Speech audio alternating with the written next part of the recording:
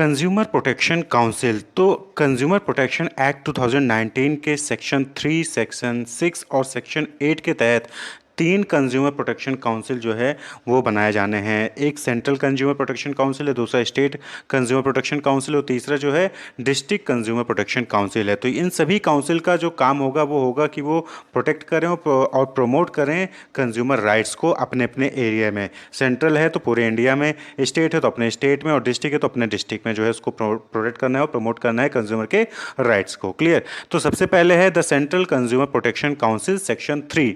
Section 3 में जो है इसको बताया गया है कि the central government shall by notification establish a council to be known as the central consumer protection council, और जिसको बाद में हम सेंट्रल काउंसिल के नाम से जानेंगे। तो जो सेंट्रल गवर्नमेंट है वो सेंट्रल कंज्यूमर प्रोटेक्शन काउंसिल जो है इस्टेब्लिश करेगा अपने नोटिफिकेशन के जरिए, और उसको हम सेंट्रल काउंसिल के नाम से जानते हैं। The central council shall B an advisory council and consist of the following member. तो जो है सेंट्रल काउंसिल क्या होगी, एडवाइजरी काउंसिल होगी, और ये जो है इसमें दो टाइप के मेंबर होंगे। पहला, the minister in charge of the department of consumer affairs in the central government who shall be the chairperson, यानी कि जो डिपार्टमेंट ऑफ कंज्यूमर अफेयर में जो मिनिस्टर इन चार्ज होगा सेंट्रल गवर्नमेंट का, वो जो है वो सेंट्रल कंज्यूमर प्रोटेक्शन काउंसिल का चेयरपर्सन होगा।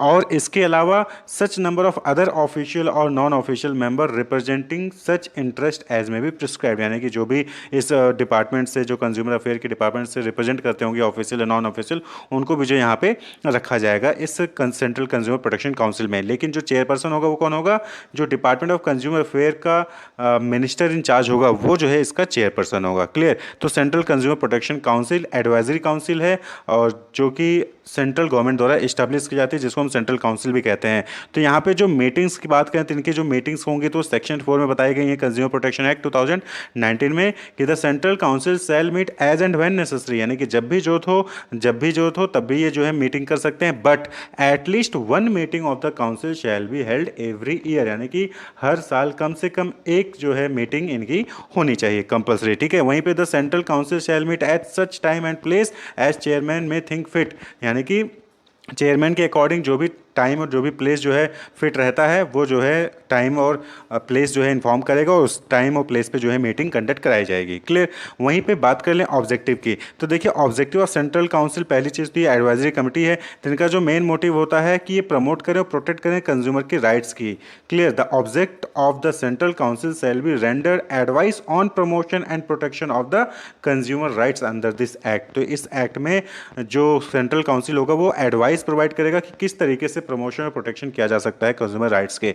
तो कंज्यूमर राइट्स आपको पता ही है क्या क्या हैं, 6 कंज्यूमर राइट्स हैं। The right to be protected against the marketing of goods and services which are hazardous to life and property, यानी कि जो भी हैजार्डस होते हैं लाइफ के लिए और प्रॉपर्टी के लिए उनकी मार्केटिंग से जो है प्रोटेक्ट किया जाना। The right to be informed about the quality, quantity, potency, purity, standard and price of goods और सर्विसेज, यानी कि ये आज जो कंज्यूमर की राइट होती है कि उनको जो है प्रोडक्ट की क्वालिटी, क्वांटिटी, स्टैंडर्ड, प्राइस, इन सभी चीज़ों के बारे में इंफॉर्मेशन दी जाए और जो है उनको प्रोटेक्ट किया जाए against unfair trade practices. The right to be assured wherever possible access to variety of goods and services at competitive price, यानी कि मोनोपोली नहीं चलनी है, यहाँ पे कंज्यूमर के पास राइट हो कि वो जो है कॉम्पिटिटिव प्राइस में जो गुड्स और सर्विसेज को जो है एक्सेस कर सकें। The right to be heard and to be assured that consumers interest will receive due consideration at appropriate forum, यानी कि जो डिफरेंट फॉरम्स होते हैं, डिस्ट्रिक्ट फॉरम, स्टेट फॉरम, जो है सेंट्रल फॉरम, तो वहाँ पे जो है कंज्यूमर को सुना जाएगा। ये राइट है और इसको प्रोटेक्ट करना, इसको प्रमोट करना ही सेंट्रल काउंसिल का जो है काम होता है, यानी कि एडवाइस देना इस पर। The right to seek redressal, यानी कि आपने जो फॉरम में सुन तो लिया गया लेकिन आपको रिड्रेसल नहीं मिला, तो राइट टू सीक रिड्रेसल, यानी कि जो भरपाई होती है कि आपको जो भी नुकसान हुआ है अनफेयर ट्रेड प्रैक्टिस या फिर रेस्ट्रिक्टिव ट्रेड प्रैक्टिसेस की वजह से, उसके लिए आपको भरपाई भी मिले, उसका राइट। और last, the right to consumer education, यानी कि आपको जो है कंज्यूमर राइट से रिलेटेड आपको एजुकेशन भी मिले। तो ये जो है 6 टाइप के राइट्स होते हैं कंज्यूमर प्रोटेक्शन एक्ट 2019 के तहत। तो इनको जो है इन पे एडवाइस करना कि कैसे इसको प्रमोट किया जाए, कि कैसे इसको प्रोटेक्ट किया जाए, यही जो है सेंट्रल काउंसिल का काम होता है। तो ये जो राइट्स हैं ये सेक्शन 2 के सब सेक्शन 9 में कंज्यूमर राइट्स को जो है बताया गया है। सेक्शन 2 सब सेक्शन 9 में इसको बताया बताया गया है। क्लियर। नेक्स्ट जो है that is the state consumer protection council, जो कि सेक्शन 6 में है। The state consumer protection council, जाहिर सी बात है कि इसको कौन बनाएगा, कौन इस्टेब्लिश करेगा? स्टेट गवर्नमेंट, यानी कि जो अलग अलग स्टेट्स हैं वो वहाँ की जो गवर्नमेंट होगी वो गवर्नमेंट जो है अपने यहाँ पे स्टेट कंज्यूमर प्रोटेक्शन काउंसिल बनाएगी सेक्शन 6 के तहत। The state government shall by notification establish a council to be known as the consumer protection council and to be known as the state council, यानी कि जो है इसको फिर फर्दर आप जो है स्टेट काउंसिल के नाम से जानेंगे। Clear. Uttar Pradesh state consumer protection council, Madhya Pradesh consumer protection council, तो इस तरीके से जो है अलग अलग स्टेट का जो है अपना स्टेट काउंसिल होता है। The state council shall B an advisory council and consist of the following member. तो स्टेट काउंसिल में क्या होगी? एडवाइजरी काउंसिल होगी, जो कि अपने स्टेट में किस तरीके से कंज्यूमर राइट को प्रमोट किया जाए, प्रोटेक्ट किया जाए, उस पर एडवाइस करेगी। तो यहाँ पे जो मेंबर्स की बात करें, the minister in charge of consumer affair in the state government who shall be its chairman, यानी कि जो स्टेट गवर्नमेंट में कंज्यूमर अफेयर का मिनिस्टर इंचार्ज होगा वो जो है इसका चेयरमैन होगा। Such number of other official and non official member representing such interest as may be prescribed by the state government, यानी कि जो स्टेट गवर्नमेंट प्रिस्क्राइब करेगी कि जो ऑफिशियल है नॉन ऑफिशियल हैं जो कि कंज्यूमर अफेयर को रिप्रेजेंट करते हैं उनको भी जो इस टीम में रखा जा सकता है। साथ ही साथ जो सेंट्रल गवर्नमेंट है वो भी 10 लोगों को, मैक्सिमम 10 लोगों को जो है इस टीम में स्टेट काउंसिल में नॉमिनेट कर सकती है। Such number of other official and non official member not exceeding 10 as may be nominated by the central government, यानी कि सेंट्रल गवर्नमेंट भी स्टेट कंज्यूमर प्रोटेक्शन काउंसिल में अपने 10 लोगों को नॉमिनेट कर सकती है जो कि ऑफिशियल नॉन ऑफिशियल हो सकते हैं। क्लियर। नेक्स्ट है मीटिंग की बात करें स्टेट काउंसिल की, तो सेम है, बस यहाँ पे जो आपने सेंट्रल काउंसिल का देखा वहाँ पे एक मीटिंग होती है साल भर में, यहाँ पे 2 होनी चाहिए। The state council shall meet as and when necessary but not less than 2 meeting shall be held every year, यानी कि हर साल कम से कम 2 बार इनके जो है मीटिंग होनी चाहिए। स्टेट काउंसिल का जो चेयरमैन होगा, वो उसके पास राइट होगा कि वो डिसाइड करे कि कहाँ पे और कितने बजे जो है टाइम और प्लेस क्या होगा मीटिंग का। क्लियर। और जो इनकी ऑब्जेक्टिव की बात करें कि जो स्टेट कंज्यूमर प्रोटेक्शन काउंसिल है, स्टेट काउंसिल, इनके ऑब्जेक्टिव क्या हैं, तो सेक्शन 7 में बताया गया है कि the object of every state council shall be to render advice on promotion and protection of consumer rights under this act within the state, यानी कि जिस स्टेट की काउंसिल है, जिस स्टेट में कंज्यूमर प्रोटेक्शन काउंसिल बनाया गया है उस स्टेट में किस तरीके से जो है कंज्यूमर की राइट्स को प्रमोट किया जाए, प्रोटेक्ट किया जाए, उस पर एडवाइस देना इस काउंसिल का काम होगा। क्लियर। नेक्स्ट जो है that is district consumer protection council, जो कि सेक्शन 8 में जो है बताया गया है। तो डिस्ट्रिक्ट कंज्यूमर प्रोटेक्शन काउंसिल है, तो डिस्ट्रिक्ट कहाँ आता है? स्टेट के अंदर आता है, तो इसको कौन इस्टेब्लिश करेगा? स्टेट करेगा। The state government shall establish for every district by notification a council to be known as the district consumer protection council, जिसको हम डिस्ट्रिक्ट काउंसिल के नाम से कहेंगे। तो टोटल कितने काउंसिल हो गए? डिस्ट्रिक्ट काउंसिल, स्टेट काउंसिल और central council. Clear. Section 3, section 6 और सेक्शन 8, सेक्शन 8 में डिस्ट्रिक्ट कंज्यूमर प्रोटेक्शन काउंसिल जो है यहाँ पे बताया गया। तो district council shall B an advisory council and consist of the following member. तो ये भी क्या होगी? एडवाइजरी काउंसिल होगी, जो कि कंज्यूमर की राइट्स को कैसे प्रोटेक्ट करें, प्रमोट करें अपने डिस्ट्रिक्ट एरिया में, वो जो है इस पर एडवाइस करेगी। तो यहाँ पे जो चेयरमैन होगा वो कौन होगा? The collector of the district, यानी कि जो डिस्ट्रिक्ट मजिस्ट्रेट होता है, डीएम होता है, वो जो है यहाँ का चेयरमैन होगा इस डिस्ट्रिक्ट काउंसिल का। इसके अलावा जो भी स्टेट गवर्नमेंट जो है जिनको भी नॉमिनेट करेगी, ऑफिशियल और नॉन ऑफिशियल, उनको जो है यहाँ पे काउंसिल में रखा जाएगा। क्लियर। तो ये लोग मेंबर होंगे। बात कर लें कि मीटिंग के, तो सेम यहाँ पे है, बस यहाँ पे एक साल में 2 मीटिंग यहाँ पे भी होना जरूरी है। The district council shall meet as and when necessary but not less than 2 meeting shall be held every year. तो डिस्ट्रिक्ट काउंसिल में 2 मीटिंग, उधर जो है स्टेट काउंसिल में भी 2 मीटिंग हर साल होनी चाहिए, लेकिन जो सेंट्रल काउंसिल है वहाँ पे 1 मीटिंग हर साल होना ही चाहिए। बाकी जब भी जरूरत पड़े वो अपनी मीटिंग बुला सकते हैं। डिस्ट्रिक्ट काउंसिल का जो चेयरमैन होगा वो अपना टाइम और प्लेस डिसाइड करेगा कि कब कहाँ कैसे मिलना है। बात करें ऑब्जेक्टिव की, तो सेक्शन 9 में सेम चीज़ बताई गई है कि the objective of every district council shall be to render advice on promotion and protection of consumer right under this act within the district. तो जो सेंट्रल काउंसिल है वो पूरे इंडिया में जो है कंज्यूमर के राइट को प्रोटेक्ट और प्रमोट करेगी, उस पर एडवाइस देगी। वहीं पे जो स्टेट काउंसिल है वो अपने स्टेट में जो है कंज्यूमर राइट को किस तरीके से प्रोटेक्ट करना है, प्रमोट करना है, उस पर एडवाइस देगी। और वहीं पे जो डिस्ट्रिक्ट काउंसिल है वो अपने डिस्ट्रिक्ट में किस तरीके से जो है कंज्यूमर की राइट को प्रोटेक्ट करना है, प्रमोट करना है, उस पर एडवाइस देगी। तो that is consumer protection council. Section 8 district consumer protection council, section 6 the state consumer protection council and section 3 the central consumer protection council. तो ये सभी काउंसिल एडवाइस करती हैं कि किस तरीके से अपने पूरी कंट्री में, अपने स्टेट में या फिर अपने डिस्ट्रिक्ट में जो कंज्यूमर राइट्स होती हैं, 6 राइट्स हैं जो कि सेक्शन 2 सबसेक्शन 9 में दिए गए हैं, उनको प्रोटेक्ट करना है। क्लियर। डिस्ट्रिक्ट काउंसिल साल में 2 बार मीटिंग करेगी कम से कम, स्टेट काउंसिल साल में 2 बार मीटिंग करेगी कम से कम, और वहीं पे जो सेंट्रल काउंसिल है वो साल में 1 मीटिंग जरूरी है करना। उसके अलावा जब भी चाहें, जब भी जरूरत पड़े वो मीटिंग कर सकते हैं। कंज्यूमर डिस्प्यूट्स रिड्रेसल कमीशन, तो कंज्यूमर डिस्प्यूट या फिर कंज्यूमर कंप्लेंट को रिड्रेस करने के लिए, उसको डील करने के लिए, कंज्यूमर को जो है मुआवजा दिलाने के लिए 3 रिड्रेसल कमीशन जो है यहाँ पे बनाए गए हैं कंज्यूमर प्रोटेक्शन एक्ट 2019 में। सबसे पहला है district consumer dispute redressal commission, जो कि सेक्शन 28 में जो है बताया गया है। तो इसको कहते हैं हम डिस्ट्रिक्ट कमीशन। तो यहाँ पर कस्टमर कब जाता है, जब अगर आपने कोई गुड्स या सर्विस परचेज की और उसका कंसिडरेशन जो था वो 1 करोड़ से कम था, यानी कि अप टू 1 करोड़ था, 1 करोड़ तक था, तो उस केस में आप जो है district consumer dispute redressal commission, जो कि डिस्ट्रिक्ट कमीशन कहते हैं, वहां पे आप जाएंगे। यानी कि आप जिस भी डिस्ट्रिक्ट में होंगे उस डिस्ट्रिक्ट में जो है डिस्ट्रिक्ट कमीशन होगा, आप वहां पे जाएंगे, वहां पे कंप्लेन करेंगे और वहां पे जो है आपकी कार्रवाई होगी, सुनवाई होगी।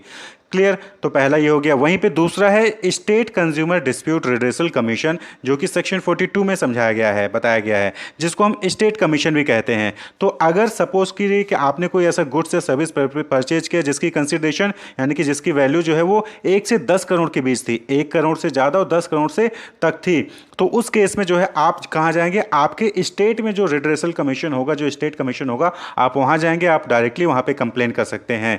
याद रहे कि स्टेट कमीशन में एक तो ये हो गया कि अगर आपकी वैल्यू जो है 1 से 10 करोड़ रुपए की है गुड्स की, तो उस केस में आप यहाँ पे जा सकते हैं। या फिर अगर आप जो है डिस्ट्रिक्ट कमीशन गए थे, वहाँ से ऑर्डर पास हो गया और आप उसके ऑर्डर से एग्रीव्ड हैं, आप उसके ऑर्डर से खुश नहीं हैं और लॉ के अकॉर्डिंग आप जो है फर्दर आगे आना चाहते हैं, तो आप जो है स्टेट कमीशन में आके कंप्लेन कर सकते हैं। क्लियर। तो डिस्ट्रिक्ट कमीशन गए, वहाँ से एग्रीव्ड हुए, आप वहाँ के ऑर्डर को आप जो है, आपको लगता है कि ऑर्डर गलत हो, आप उसके अगेंस्ट जो है स्टेट कमीशन में कंप्लेन कर सकते हैं। या फिर 1 से 10 करोड़ की वैल्यू का गुड था, सर्विस था, आपके साथ फ्रॉड हुआ, तो आप सीधे स्टेट कमीशन में जाके कंप्लेन कर सकते हैं।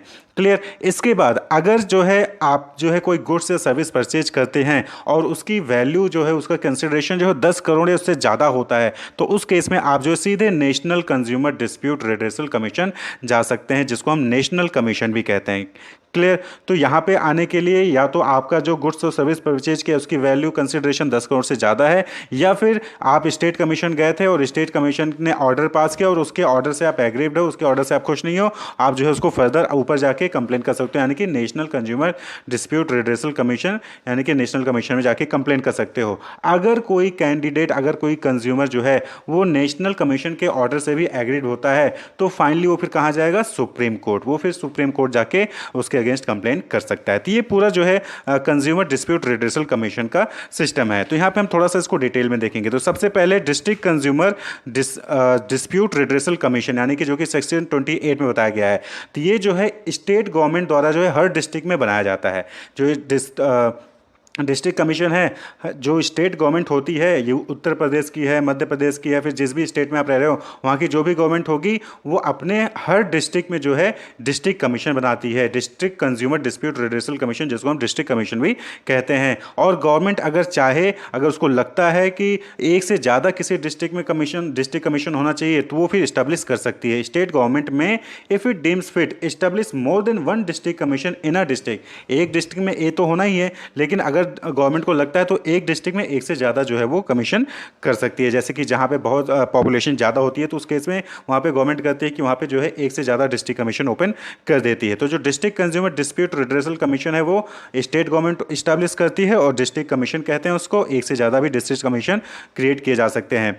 तो each district commission shall consist of, तो हर डिस्ट्रिक्ट कमीशन में 2 लोग यहाँ पे आप देखेंगे, 2 पॉइंट देखेंगे, यहाँ पे 2 लोग नहीं 2 पॉइंट देखेंगे। पहला, एक प्रेसिडेंट होगा, हर डिस्ट्रिक्ट कमीशन में एक प्रेसिडेंट होगा, और वहीं पे दूसरा, not less than 2 and not more than such number of member as may be prescribed in consultation with the central government, यानी कि कम से कम 2 मेंबर तो होंगे ही प्रेसिडेंट के अलावा, या फिर उससे ज़्यादा भी हो सकते हैं, जैसा कि सेंट्रल गवर्नमेंट अगर आपको कहती है। तो यानी कि स्टेट गवर्नमेंट सेंट्रल गवर्नमेंट से कंसल्टेशन करेगी, और जो है उसके बाद फिर मैक्सिमम नंबर भी वहाँ पे अपॉइंट कर सकती है, यानी कि 3, 4, 5, 6, 7, 8 भी कर सकती है, लेकिन 2 से कम नहीं होना चाहिए। तो ये डिस्ट्रिक्ट कमीशन की मेंबरशिप हो गई, यानी कि कितने लोग डिस्ट्रिक्ट कमीशन में होते हैं। क्लियर। नेक्स्ट जो है दैट इज जुरिस्डिक्शन, यानी कि यहाँ पे किस मामले को जो है यहाँ पे समझा जाता है, यहाँ पे जो है डील किया जाता है। तो जैसा कि हमने पहले ही बता दिया यहाँ पे कि the district commission shall have jurisdiction to entertain complaints where the value of the goods और service paid as consideration does not exceed 1 crore रुपए, यानी कि 1 करोड़ रुपए से ज़्यादा की वैल्यू अगर नहीं है गुड्स या सर्विस की जो भी कंज्यूमर ने परचेज किया है, तो उस केस में उसको डिस्ट्रिक्ट कमीशन में जाके कंप्लेन करना पड़ता है और डिस्ट्रिक्ट कमीशन ही उसको डील करेगी। क्लियर। तो अब जो है यहाँ पे आपको ये समझना है कि कैसे उसकी प्रोसीजर होती है। तो at the first hearing of the complaint after its admission और एट एनी लेटर स्टेज, यहाँ पे क्या होता है कि देखिए पूरा प्रोसीजर यहाँ पे आप इसको समरी में समझिएगा। अब सपोज करिए कि आपने जो है 50,000 रुपए का कोई प्रोडक्ट परचेज किया। क्लियर। अब जो है आपके साथ फ्रॉड हुआ तो आप कहाँ जाओगे? डिस्ट्रिक्ट कमीशन जाओगे। डिस्ट्रिक्ट कमीशन जाओगे तो वहाँ पे जो डिस्ट्रिक्ट कमीशन में जब आप जो है आप कंप्लेन करोगे तो उसके बाद जो डिस्ट्रिक्ट कमीशन है वो नोटिस भेजती है किसको? अपोजिट पार्टी को, और फिर 5 दिनों का मौका देती है कि आप जो है आपस में सेटलमेंट कर लीजिए, यानी कि मीडिएशन कर लीजिए। क्लियर। तो यहाँ पे क्या है, आपको सबसे पहले डिस्ट्रिक्ट कमीशन आपको अपॉर्चुनिटी देती है, या फिर स्टेट कमीशन जाओगे या फिर नेशनल कमीशन जाओगे तो आपको पहले अपॉर्चुनिटी देगी कि आप जो है आपस में मीडिएट कर लीजिए। अगर वहाँ पे मीडिएशन का ऑप्शन होता है तो मीडिएशन के लिए आपको जो है 5 दिनों का मौका दिया जाता है। तो at the first hearing of the complaint after its admission और at any later stage if it appears to the district commission that there exists element of settlement which may be acceptable to the parties, यानी कि अगर district commission को लगता है कि हाँ settlement हो सकता है, मीडिएशन हो सकता है, तो वो जो है दोनों पार्टी को डायरेक्ट करेगी to give in writing within 5 days consent to have their dispute settled by mediation in accordance with the provision of chapter 5। तो कंज्यूमर प्रोटेक्शन एक्ट 2029 में चैप्टर 5 है, उसके अकॉर्डिंग जो है अगर दोनों पार्टीज सेटलमेंट करती हैं, दोनों पार्टीज मीडिएशन करती हैं, तो 5 दिनों के अंदर जो है उनको राइटिंग में डिस्ट्रिक्ट कमीशन को देना होगा। तो सबसे पहले अगर वहां पे मीडिएशन का चांस होता है, तो ये नहीं कि जो है मीडिएशन का चांस नहीं लेकिन फिर भी जो है डिस्ट्रिक्ट कमीशन ने ऑर्डर दे दे कि नहीं आप मीडिएशन करिए, ऐसा नहीं। अगर उनको लगता है कि हाँ चांसेस हैं तो मीडिएशन करने के लिए जो वहाँ पे 5 दिनों का टाइम दिया जाता है और रिटन में जो है वहाँ पे मीडिएशन का जो है वहाँ पे आपको देना पड़ता है कि हाँ हम दोनों पार्टीज हैं और दोनों मीडिएशन करने को तैयार हैं। अगर मीडिएशन फेल हो जाता है, इफ मीडिएशन फेल्स, तब वहाँ पे क्या होता है? Where the complaint relates to any good the district commission shall refer a copy of the admitted complaint within 21 days from the date of its admission to the opposite party mentioned in the complaint, directing him to give his version of the case within a period of 30 days or such extended period not exceeding 15 days as may be granted by it। तो यहाँ पे क्या होता है कि पहले तो mediation के लिए 5 दिन मिला आपको, अगर मीडिएशन फेल हो जाता है तो उस केस में जो कंप्लेन जिसने कंप्लेन डाला है, यानी कि जो कंज्यूमर है उसने जो कंप्लेन दिया है, उसके कंप्लेन डालने से 21 दिनों के अंदर जो उसकी कॉपी होगी वो जो है जो दूसरी अपोजिट पार्टी होती है उसको भेजी जाती है, और फिर अपोजिट पार्टी से जो है 30 डेज में जो है उसको जो है अपना जवाब वहाँ पे देना होता है। Opposite party mentioned in the complaint directing him to give his version of the case, यानी कि उसका क्या कहना है उसको 30 दिनों के अंदर जवाब देना होता है। और वहीं पे अगर कुछ केसेस में एक्सटेंड भी टाइमिंग मिल जाता है तो वहाँ पे 15 दिन का मैक्सिमम जो है एक्सटेंड किया जा सकता है, यानी कि 30 + 15 45 दिन, लेकिन नॉर्मली उसको 30 डेज में अपना जवाब देना होता है। तो कंज्यूमर ने कंप्लेन किया, मीडिएशन फेल हो गया, तो 21 दिनों के अंदर जो डिस्ट्रिक्ट कमीशन है वो अपोजिट पार्टी को नोटिस देगी, और नोटिस के मिलने से 30 दिनों के अंदर जो अपोजिट पार्टी है उसको अपनी बात वहां पे रखनी होगी। और इन केस कभी कभी जो है वहां पे जो अपोजिट पार्टी है उसको 15 दिन का ग्रांट भी जो है मिल जाता है, कि उसको 15 दिन का एक्स्ट्रा टाइम मिल जाता है अपना जवाब देने के लिए। क्लियर। उसके बाद जो नेक्स्ट आता है, if the complaint alleges a defect in the goods which can not be determined without proper analysis और टेस्ट ऑफ द गुड। अब कंडीशन ये आती है कि जो कंज्यूमर उसने गुड्स लिया था या सर्विस लिया था, अगर उसने गुड्स परचेज किया था तो अगर वो गुड्स जो है बिना टेस्टिंग के उसमें जो है काम नहीं हो सकता है, तो उस केस में क्या होता है कि उस गुड्स की टेस्टिंग करवाई जाती है। ठीक है।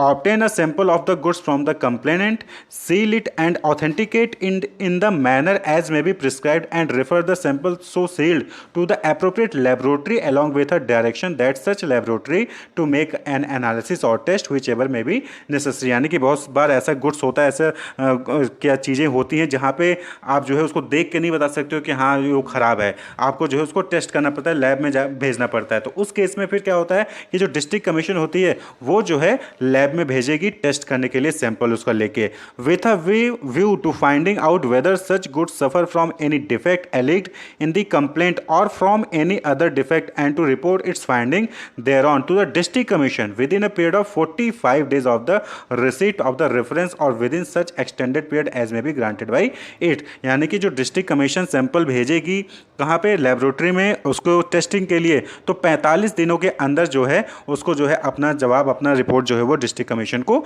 देना होता है। क्लियर। तो यहाँ पे कंडीशन समझिए, पहले जो है मीडिएशन हुआ, मीडिएशन फेल हो गया, तो उस केस में जो है 21 दिनों के अंदर जो है नोटिस अपोजिट पार्टी को भेजेगी। अपोजिट पार्टी को 30 दिन का टाइम दिया जाता है कि वो जो है अपनी बात रखे। उसके बाद फिर जो है केस स्टार्ट हो जाता है, और अगर गुड्स में कोई डिफेक्ट था तो केस सॉल्व हो जाएगा, सीधे डिसीजन पे आ जाएंगे। लेकिन अगर गुड्स में ऐसा कोई डिफेक्ट था जिसकी टेस्टिंग जरूरी होती है, तो वहाँ पे जो है टेस्टिंग के लिए भेजा जाता है सैंपल लेके, और 45 डेज का वहाँ पे जो है टाइम दिया जाता है कि 45 डेज के अंदर जो है वहाँ पे उसको जो है टेस्ट की रिपोर्ट जो है वहाँ से आ जाए। उसके बाद फिर डिसीजन लिया जाता है। Every complaint shall be disposed within a period of 3 months from the date of receipt of notice by opposite party where the complaint does not require analysis or testing of communities। यानी कि ऐसे cases जहाँ पे जो community है उसकी testing या फिर एनालिसिस की रिक्वायरमेंट नहीं है, तो उस केस में 3 महीने के अंदर जो केसेस है उसको डिस्पोज कर देना होता है। वहीं पे अगर टेस्टिंग की रिक्वायरमेंट है तो 5 महीने का टाइम लिया जाता है। 5 महीने के अंदर जो वहाँ पे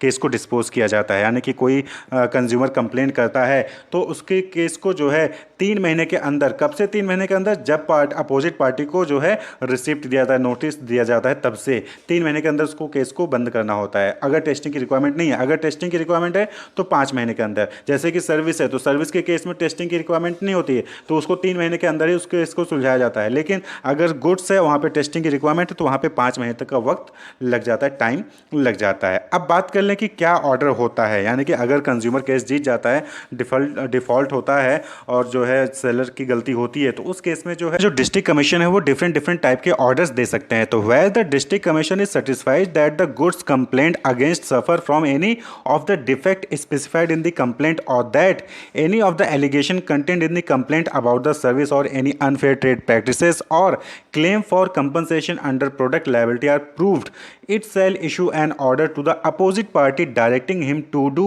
one or more of the following namely। तो नीचे कुछ आपको पॉइंट्स दिए गए हैं, ये सारे डिसीजंस होते हैं जो कि डिस्ट्रिक्ट कमीशन ले सकती है अगेंस्ट अपोजिट पार्टी। यानी कि जब प्रूफ हो जाता है कि हाँ अपोजिट पार्टी की गलती है, तो उस केस में जो है ये फॉलोइंग डिसीजंस जो है डिस्ट्रिक्ट कमीशन ले सकती है। एक या एक से ज़्यादा जो है अप्लाई कर सकती है। क्या क्या है? सबसे पहला, to remove the defect pointed out by the appropriate laboratory from the goods in question. यानी कि जो भी लेबोरेटरी ने पॉइंट आउट किया कि हाँ इस गुड्स में ये डिफेक्ट है, तो वो जो है अपोजिट पार्टी को बोला जाता है कि आप उस डिफेक्ट को रिमूव करो।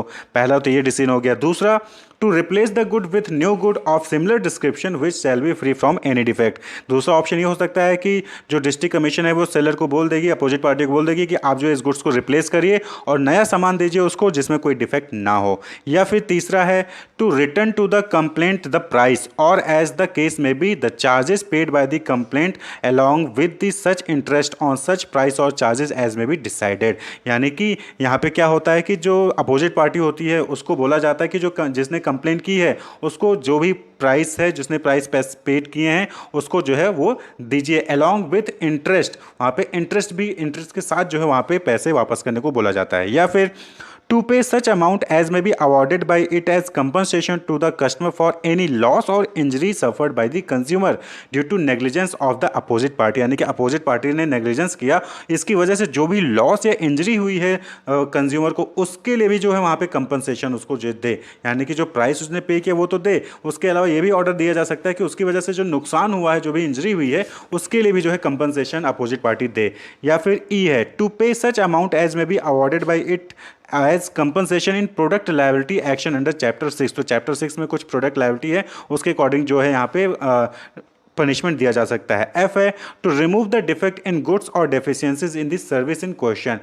डिफेक्ट को, जो भी गुड्स या डिफिशिएंसीज में डिफेक्ट है उसको रिमूव करिए जहाँ पे लैब टेस्टिंग नहीं हुई है और लगता है कि फिर भी गुड्स में डिफेक्ट है तो उसको रिमूव करें। या फिर जी है, to discontinue the unfair trade practices और restrictive trade practices and not to repeat them.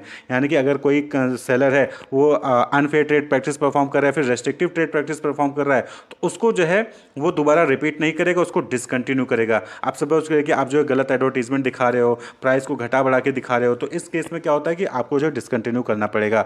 Not to offer the hazardous or unsafe goods for sale, यानी कि अगर कोई सेलर जो है कोई ऐसा सामान बेच रहा है जिससे कि किसी को नुकसान पहुंच सकता है, तो वो जो है वहाँ पे सेल को बंद कर दे। To withdraw the hazardous goods from being offered for sale, यानी कि अगर आप कोई ऐसा सामान बेच रहे हो जिससे कि सामने पब्लिक को नुकसान पहुंच सकता है, तो उसको जो है आप विड्रॉ करिए, आप जो है नहीं बेच सकते हो। To cease manufacture of hazardous goods and to desist from offering service which are hazardous in nature, यानी कि आप जो है जो भी हैजार्डस गुड्स बना रहे हो उसको सीज कर दिया जाएगा। ठीक, देन है to pay such sum as may be determined by it if it is of the opinion that loss और injury has been suffered by large number of consumer who are not identifiable conveniently, provided that the minimum amount of sum so payable shall not be less than 25% of the value of such defective goods sold और service provided as case may be to such consumers, यानी कि आप suppose करें कि कोई consumer है, कोई seller है, उसने बहुत सारे कंज्यूमर को जो है प्रोडक्ट बेच दिया था और सबके साथ वो धोखाधड़ी हो गया, यानी कि सबके साथ डिफेक्टिव हो गया, लेकिन उस केस में कुछ ही नहीं कंप्लेन किया, तो इस केस में जो अपोजिट पार्टी होगी जिस पे फाइन लगाया जाएगा उसको 25% से ज़्यादा जो है उसको वहाँ पे फाइन देना पड़ेगा। जिसने भी वैल्यू का उसने डिफेक्टिव गुड बेचा है उसका 25% जो है उसको या उससे ज़्यादा का फाइन उसको देना पड़ता है। To issue corrective advertisement to neutralise the effect of misleading advertisement at the cost of the opposite party responsible for issuing such misleading advertisement, यानी कि अगर किसी ने मिसलीडिंग एडवर्टाइजिंग गलत एडवर्टाइजिंग जो है पब्लिश कर दिया है, तो उस केस में जो है उसको करेक्ट एडवर्टाइजिंग जो है वहाँ पे पब्लिश करना पड़ेगा, वो भी पूरे खर्चा खुद उठाकर अपोजिट पार्टी को। To provide for adequate cost to parties, यानी कि जो भी खर्चा आया है दूसरे पार्टी को उसको जो है प्रोवाइड करें। To cease and resist from issuing any misleading advertisement, जो कि ऊपर पहले भी हो चुका है कि यानी कि आप जो है सीज कर दिया जाएगा और यहाँ पे आपको जो रोक दिया जाएगा कि आप कोई भी मिसलीडिंग एडवर्टीजमेंट्स नहीं दिखा सकते हैं। क्लियर, तो ये कुछ क्या कहते हैं डिसीजंस हैं जो कि डिस्ट्रिक्ट कमीशन ले सकता है, और याद रहे कि ये जो डिसीजंस हैं ये डिस्ट्रिक्ट कमीशन ही नहीं, ये स्टेट कमीशन, ये नेशनल कमीशन भी ले सकती है। तो यानी कि स्टेट कमीशन हो चाहे नेशनल कमीशन हो, प्रोसेस यही होता है। प्रोसेस क्या होता है कि आप जो है कंप्लेन करोगे, कंप्लेन करने के बाद जो है पहले मीडिएशन का ऑप्शन देखा जाएगा, मीडिएशन फेल हो जाता है तो उस केस में क्या होता है कि जो है वहाँ पर अपोजिट पार्टी को नोटिस भेजी जाएगी, उसको 30 दिन का मौका मिलेगा, उसके बाद फिर गुड्स और सर्विस का केस देखा जाएगा। अगर जो है लेबोरेटरी टेस्ट की जरूरत नहीं है तो वहाँ पर जो है 3 महीने के अंदर जो है केस को सुलझाया जाएगा, नहीं तो फिर अगर लैब टेस्ट की जरूरत होगी तो वहाँ पे 5 महीने तो के अंदर जो है केस को सुलझाया जाता है। क्लियर, फिर उसके बाद जो है ये डिसीजंस लिए जा सकते हैं किसी भी रिड्रेसल एजेंसी द्वारा।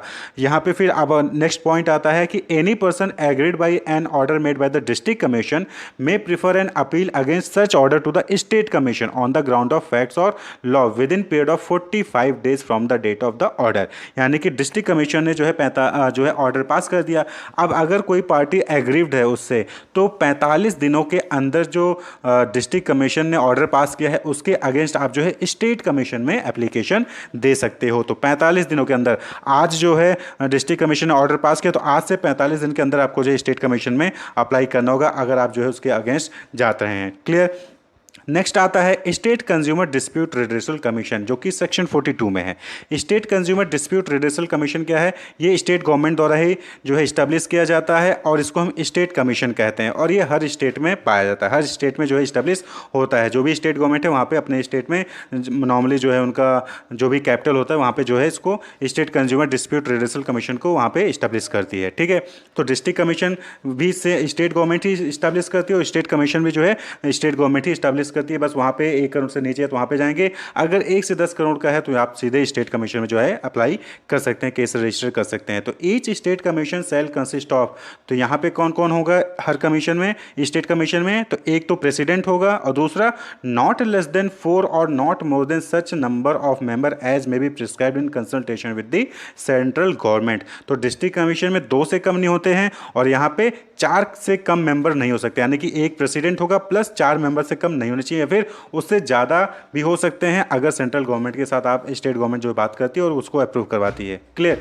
तो 4 से ज़्यादा हो सकते हैं लेकिन सेंट्रल गवर्नमेंट के अप्रूवल के साथ। तो ये जो है यहाँ पे स्टेट कमीशन के मेंबरशिप हो गई। तो अब बात कर लें कि स्टेट कमीशन में किस टाइप के केसेस आते हैं। तो हमने पहले भी डिस्कस किया कि state commission shall have jurisdiction complain where the value of goods और service paid as consideration exceed ₹1 crore but does not exceed ₹10 crore, यानी कि 1 करोड़ से 10 करोड़ के बीच के केसेस को जो है यहाँ पे डील किया जाता है। Appeal against the order of any district commission within the state, यानी कि आप डिस्ट्रिक्ट कमीशन गए थे, आपको वहाँ पे ऑर्डर हो गया, उससे एग्रीव्ड है, तो आप स्टेट कमीशन आ सकते हो। या फिर अगर आपकी वैल्यू जो है गुड्स की या सर्विस की वैल्यू जो है वो 1 करोड़ से 10 करोड़ के बीच में है, तो फिर आप स्टेट कमीशन में आके जो है कंप्लेन कर सकते हैं। प्रोसीजर सेम रहेगा यहाँ पे। Clear. Any person agreed by an order made by the state commission may prefer an appeal against such order to national commission within the period of 30 days from the date of order, यानी कि अगर state commission के order से भी आप जो है aggrieve होते हैं तो उस केस में आप जो है नेशनल कमीशन में कंप्लेन कर सकते हो भी 30 डेज के अंदर, 30 दिनों के अंदर। आज ऑर्डर आया है, 30 दिनों के अंदर जो है आपको नेशनल कमीशन में जो है वहाँ पे रजिस्टर करना होगा। Clear. An appeal filed before the state commission or the national commission, as the case may be, shall be made to dispose of the appeal within a period of 90 days from the date of admission। तो यहाँ पे आपको ये चीज़ ध्यान रखना है कि state commission हो चाहे नेशनल कमीशन हो, 90 दिनों के अंदर उनको जो है, यानी कि 3 महीने के अंदर जो है उनको केस को क्लोज करना होता है। क्लियर। तो स्टेट कमीशन में प्रोसीजर वही रहेगा कि कंप्लेन आएगी, जो है ऑर्डर जो है भेजा जाएगा, अपोजिट पार्टी को नोटिस भेजा जाएगा, अपोजिट पार्टी आएगी, केस लड़ा जाएगा। उसके बाद अगर गुड्स सर्विस है उसमें लैब टेस्ट की रिक्वायरमेंट नहीं है तो जो है वहाँ पे तुरंत जो है उसको डिसीजन सुना दिया जाएगा केस के अकॉर्डिंग। देन आता है national consumer dispute redressal commission, section 53 में है। तो इसको जो है सेंट्रल गवर्नमेंट इस्टेब्लिश करती है। डिस्ट्रिक्ट कमीशन और स्टेट कमीशन स्टेट गवर्नमेंट करती है, national commission central government establish करती है, वो भी एनसीटी रीजन में। क्लियर। और इसको जो है हम नेशनल कमीशन भी कहते हैं, national consumer dispute redressal commission को हम नेशनल कमीशन कहते हैं। तो नेशनल कमीशन में एक प्रेसिडेंट होता है and not less than 4 and not more than such number of member as may be prescribed. तो यानी कि यहाँ पे 4 मेंबर से कम नहीं हो सकते, एक प्रेसिडेंट प्लस 4 मेंबर ही होगा, और 4 से ज़्यादा भी यहाँ पे हो सकता है, जैसा कि सेंट्रल गवर्नमेंट अपना प्रिस्क्राइब करेगी। क्लियर। तो यहाँ पे कुछ चीज़ें ध्यान रखनी है कि जो प्रेसिडेंट होगा नेशनल कमीशन के केस में, जो प्रेसिडेंट होगा उसकी एज 70 ईयर से ज़्यादा नहीं होनी चाहिए, या फिर in case of any other member, यानी कि अगर प्रेसिडेंट है तो उसकी एज 70 ईयर से ज़्यादा नहीं होनी चाहिए, तभी वो प्रेसिडेंट बन पाएगा। और या फिर कोई जो मेंबर हैं, 4 मेंबर होते हैं, उनकी एज 67 से ज़्यादा नहीं होनी चाहिए। क्लियर। अगर कोई पर्सन 70 ईयर से ज़्यादा है तो प्रेसिडेंट नहीं बन सकता, अगर कोई पर्सन 67 ईयर से ज़्यादा है तो वो मेंबर नहीं बन सकता। Clear. The national commission shall have jurisdiction. अब नेशनल कमीशन में कौन से केसेस आएंगे, तो नेशनल कमीशन बट ऑब्जेक्ट है कि जो स्टेट कमीशन से एग्रीव्ड हैं वो नेशनल कमीशन आ सकते हैं, या फिर जिनकी अमाउंट, जिनकी वैल्यू ऑफ गुड्स या सर्विस जो है वो 10 करोड़ से ज़्यादा है। Complain where the value of the goods और service paid as consideration exceed ₹10 crore, या फिर appeal against the order of any state commission, या फिर appeal against the order of any central authority. तो इन तीनों के केस में जो है आप नेशनल कमीशन आ सकते हैं। क्लियर। अगर 10 करोड़ से ज़्यादा का वैल्यू है गुड्स और सर्विस का और धोखाधड़ी हुआ तो आप नेशनल कमीशन आइए।